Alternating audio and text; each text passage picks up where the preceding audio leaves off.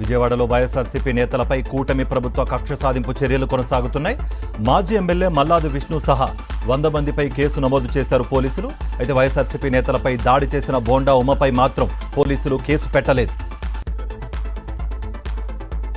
కూటమి ప్రభుత్వంపై మెడుకో ప్రియాంక తండ్రి ఆగ్రహం వ్యక్తం చేశారు. ప్రతి నెల హైదరాబాద్ వస్తారు కదా, మా బిడ్డ పరిస్థితి తెలుసుకోరా అని CM Chandrababu, deputy CM Pawan కళ్యాణ్ను ప్రశ్నించారు ప్రియాంక తండ్రి వెంకటేష్. ప్రియాంకది రోడ్డు ప్రమాదం కాదని, నిందితులు ఉద్దేశపూర్వకంగానే ఢీకొట్టినట్లు తూర్పుగోదావరి జిల్లా ఎస్పీ తెలిపారు. ప్రియాంక ఫ్రెండ్ ఉమేష్ స్టేట్మెంట్ను రికార్డ్ చేసినట్లు తెలిపిన ఆయన నిందితులపై హత్యాయత్నం కింద కేసు నమోదు చేసినట్లు వెల్లడించారు. ఇంటింటికి టీడీపీ కార్యక్రమంలో వెన్నుపోటు నేతలను ప్రజలు నిలదీస్తున్నారు. అనంతపురం జిల్లా గుంతకల్లులో పర్యటించిన ఎమ్మెల్యే గుమ్మనూరు జయరాంను స్థానికులు నిలదీశారు. శ్రీశైలంలో కనీస నీటి మట్టం రాకుండానే తెలంగాణ నీళ్లు ఎత్తిపోసుకుంటున్న ఏపీ ప్రభుత్వం ఎందుకు అడ్డు చెప్పడం లేదన్నారు రాయలసీమ మేధావుల ఫోరం కోఆర్డినేటర్ పురుషోత్తం రెడ్డి. చంద్రబాబు ప్రభుత్వం పట్టించుకోకపోవడం వల్ల రాష్ట్ర హక్కులకు భంగం కలుగుతోందని విమర్శించారు. ఏలూరు జిల్లా కైకలూరులో వైఎస్ఆర్సీపీ ఆధ్వర్యంలో రిలే నిరాహార దీక్షలు కొనసాగుతున్నాయి. డిఎస్సీ అక్రమాలపై సీబీఐ విచారణ జరపాలని మాజీ ఎమ్మెల్యే దూలం నాగేశ్వరరావు డిమాండ్ చేశారు. గజ్వేల్ ప్రభుత్వ ఆసుపత్రిలో ఉచిత క్యాన్సర్ స్క్రీనింగ్ అండ్ టెస్టింగ్ సెంటర్ను మెదక్ ఎంపీ రఘునందన్ రావు ప్రారంభించారు. ఆసుపత్రికి వచ్చిన రోగులకు ప్రైవేట్ ఆసుపత్రిలో కమిషన్ తీసుకుని రిఫర్ చేస్తున్నారని వైద్య అధికారులపై ఆయన మండిపడ్డారు.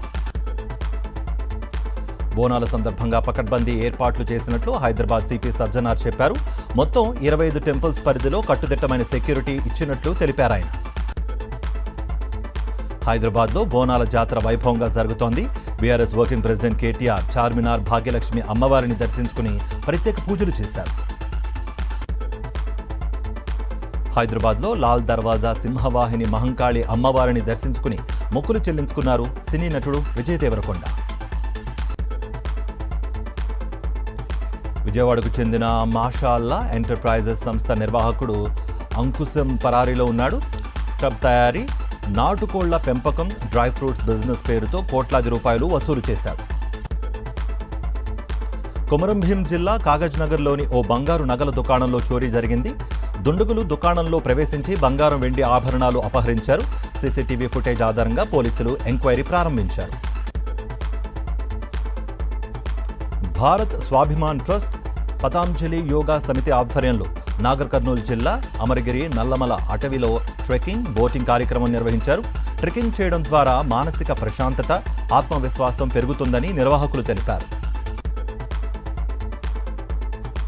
పుకెట్ ఢిల్లీ ఎయిర్ ఇండియా విమానంలో కుదుపుల ఘటనకు సంబంధించి పలు కీలక అంశాలు వెలుగులోకి వస్తున్నాయి. పైలట్కు డ్రగ్ టెస్ట్లో పాజిటివ్గా తేలినట్లు సమాచారం. వారణాసి మూవీకి సంబంధించి క్రేజీ అప్డేట్ వచ్చింది. ప్రిన్స్ మహేష్ బాబు పుట్టినరోజు సందర్భంగా ఫస్ట్ లుక్ రిలీజ్ చేశారు. ఈ మూవీలో రుద్రను పరిచయం చేస్తూ రాజమౌళి పోస్ట్ పెట్టారు.